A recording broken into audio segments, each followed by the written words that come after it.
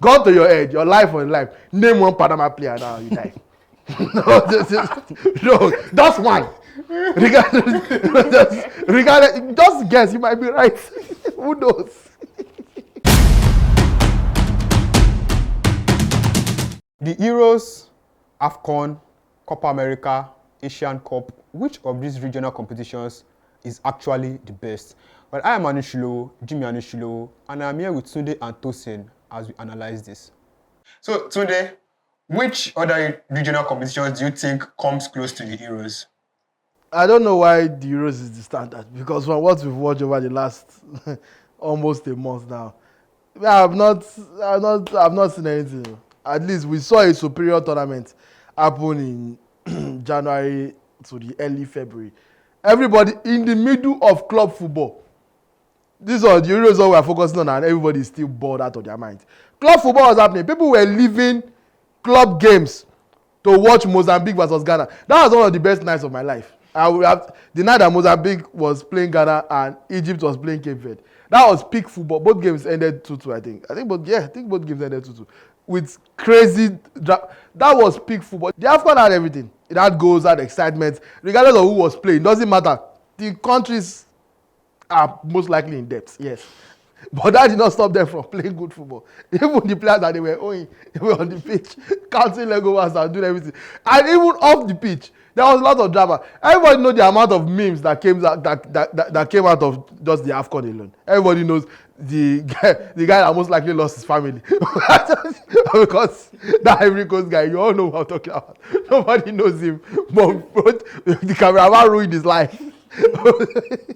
By picking him when he was trying to holler at babe. Look, the AFCON was fantastic. I'm going to go out on a limb here and say the AFCON is probably at this moment in time the best tournament we've seen in a while, except for maybe the 2022 World Cup. Or like the best tournament probably since I've been watching football. It was very, very good. And let nobody even come and mention Copa America. Yeah, that's glorified Principal's Cup. Let nobody come and measure a tournament that you have to rent. First, they don't play qualifying for Copa America. You know why? Because there are only 12 South American nations. So by default, all of you qualify. At the good teams, at the bad teams, you just qualify. Not only do you qualify, they have to go and borrow 4 countries to complete it. And do they borrow good countries? No. You see, the people that uphold Messi's legacy, they have a specific, they say, Senior Messi, who do you want us to invite? I want to win that draft list. Panama, Jamaica, USA, say add Mexico. May no be like say add Mexico. They go so talk say we know they add Mexico. So they will not add 4 useless teams. USA, not only did they even beg USA to join, they shamelessly beg USA to host the competition that is not their own. I just want to host it because what else are they doing? No, I don't know. And you now got to the quarterfinal. There's no round of 16 in Copa America. You can literally play 2 matches and you have entered quarterfinals straight, which is what Uruguay did. Got to the quarterfinals, there is no extra time in quarterfinals. Oh, do you know that? Quarterfinals, semifinals, there's no extra time. But in final, there's extra time. Who is making these rules? I think it's Messi the CAF, it's Messi Coca-Cola president. Is he Comebol president? Is it Messi that is running the Copa America? I don't understand. Because of Messi, they've played this tournament like 7 times in the last 8 years. Ask Tosi. There was 1 year they actually played it 3 years back to back. A 4-year tournament. Was any sport like you sneeze first, see whether they will do Copa America. Because say Jimmy don't sneeze, cancel this one. We'll have to do another next year. So all those tournaments that are, please, nobody cares. Who wants to stay up to watch Panama, Bolivia? What concern me with all this one? Off the road, nobody cares about Copa America. The Euros, if not that you have plenty players that we recognize, nobody would care to. AFCON is perfect. It was perfect, and I can't wait to see what happens in Morocco for the next one. All right. So, Tosin, do you agree with him that AFCON is the best tournament that we've seen in a while, or do you have another regional competition which... let's hear your points. All the rubbish that this guy spoke about. Oh my God. Let me start by saying that this AFCON, this last AFCON in Ivory Coast was actually, it had a good amount of good football and amount of good vibes. Now, this Euros has been underwhelming. I think that's already stated already on social media and everything. However, I'm just going to look at things from a historical perspective. I'm being a purist of the game of football. You understand? But because a lot of things are beyond your understanding. If we go back to the history of football in itself, a lot of people obviously attribute football to the British. You understand? But you can actually, if you understand football, you can actually trace football to the ancient Roman Empire. You understand? And obviously bringing it down to the British were able to spread. What? Yeah, that's a fact. Are you just going to let this guy say rubbish? Papa, Go ahead. these are like I can't be like these are knowledge people people they collect seminar from me and they teach them they talk about. If you collect them now, just go. but it is what it is. I'm telling you that like you can actually trace the history of football back to the ancient Roman Empire, and obviously the English are the ones who actually adapted it, obviously through colonization, spread it around. Nigeria is one of the beneficiaries of those, and that's why the game is popular here. But when you look at the game itself, what I actually wanted to put out is when you look at the game of football itself, when it started, it was played between people who are not of elite, you understand, of elite athleticism, you understand? Because I'm bringing it down to the purity of the game. When you watch the Euros, one of the reasons why the Euros is actually very dull to watch is because they are playing mechanized football. If you understand what I'm saying, they are playing football due to the interpretation of analytics. You understand? When you have the ball, these are the areas you need to penetrate. When you have the ball, when you don't have the ball, these are the areas. That's why you see players, it looks robotic when you are watching the Euros. Because everything is very well calculated. One of the best games, one of the teams that has been very, very exciting in the Euros has been Turkey. You understand? Because maybe they do not have the biggest names in the world. So their biggest names probably either Gola who plays in Real Madrid, but majority of them, you understand, one club maybe Hakan Çalhanoğlu in Inter Milan. A couple of them, you understand, here and there. But like the kind of football they play is not as robotic as you watch England play. Even Spain has been one of the most exciting teams at this tournament. Why is Spain exciting? You have to trace it back to their players of African descent. You understand? In Nico Williams and Lamine Yamal. You understand? So the Copa America is the bridge between that. You understand?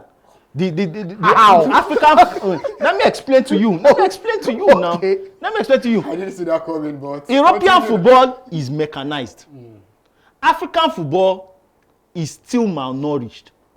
You understand? Copa America brings together star power and the element of athleticism. You understand? And instinctual football.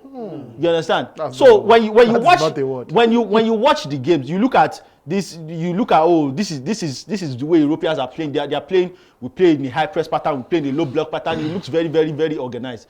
You see this African football. It's very, very random. You like look at the two goals. You talk about the Ghana game. You can't see those two Ghana games in the aspect in European football because European teams are very difficult to make those kind of mistakes, especially the top teams. You understand? But like Ghana considered 2 goals when they just needed a draw. They considered 2 goals in the space of like 3 minutes. You understand? In the space of like 3 minutes, just ended their. But an European team, you see, they will be very, very much cautious. So European football is mechanized. African football has that element of kwashoko. You understand? While Copa America brings together a little bit of mechanized and malnourished football, bringing it together. You understand? There's tactics, but there's skill. You understand? You have star player, you understand, and you have people that are not star players. You understand? It brings together everything. You have ambience, you have the Latino crowd, you have the Samba boys, you bring everything together. The ambience, the everything. Copa America has it based. Obviously, the times are in the night, but obviously I enjoy. One of the teams I obviously predicted to do well, Colombia. You understand? Doing very well with Luis Diaz. You understand? And the rest of them. But when you look at all 3 tournaments, there is deficiencies in the Euros. There is deficiency in the AFCON. The Copa America is the bridge, and that is for me. It is the best. So today, while Tosin was busy praising up the Copa America, he made a point. He said that the Euros has been underwhelming so far. which I think everybody can. But do you also agree with that point? No, I strongly disagree. And thank you for even saying, because I know that Tosin said that. Because like I told you in the last episode, whenever Tosin talks, I just you that you listen. What else Tosin say? You cannot pick out. Look, Tosin is like, it's like that's your senile grandfather that you only see on Christmas Day. when you I don't have a grandpa. My grandpa is dead. I'm not better off. but you know, right? Everybody in the family knows that he's already losing his mind, so you don't really ask him too many questions. Because if you ask him one question, he will just take you back to when he fought the war, the civil war in the 1940s. That's exactly what those is, except he's not yet even 80. I think it's in his 60s. but let me focus. Let's focus on the Euros. The Euros have not been great in comparison to the AFCON. That was what I said earlier. But if you look at Euros, our palette for football has been elevated by the greatness we witnessed at the AFCON. That we tend to forget that even the previous AFCONs were not like that. That was just a lightning in the bottle moment. That was a wonderful tournament that might never be replicated. Doesn't mean that every single tournament will be like that. If you assess the Euros standalone, this has been a great tournament. What else do you want? We have, teams that you do not expect, doing this. Austria topped the group that had France and Netherlands.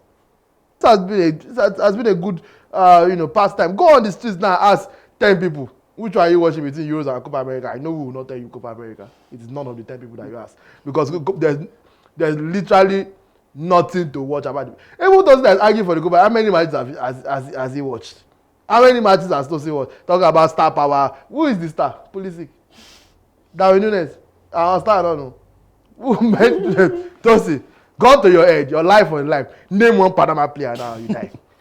No, that's one. Regardless, just guess, you might be right. Who knows? Our producer, gospel might have been playing for Panama, we should not.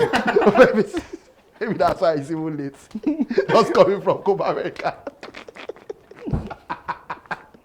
so these are the things that you say stopper. Who cares, bro? Who cares? Who cares about fucking Copa America? There's nobody. Look, the Euros generating more connection because players that you recognize are there. People are watching it with agenda. Oh, let me defend my clubs. People are dissecting England game based on my club player is here. My club player is here. The same thing with France. The same thing with Spain.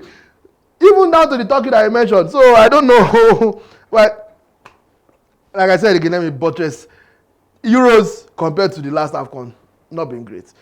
Euros standalone has been a good watch. It has been a good pastime. Lots of us don't even feel that the season has ended because the Euros is keeping us busy. It's definitely not the Copa America that is keeping anybody entertained. I can tell you that. How many goals has Messi scored this Copa America? Do you know? He hasn't scored. Are you sure? Even if he did, we would not know. So, because there's nobody. Where is it? Hey, nobody knows. Nobody cares. So, in my opinion, yes.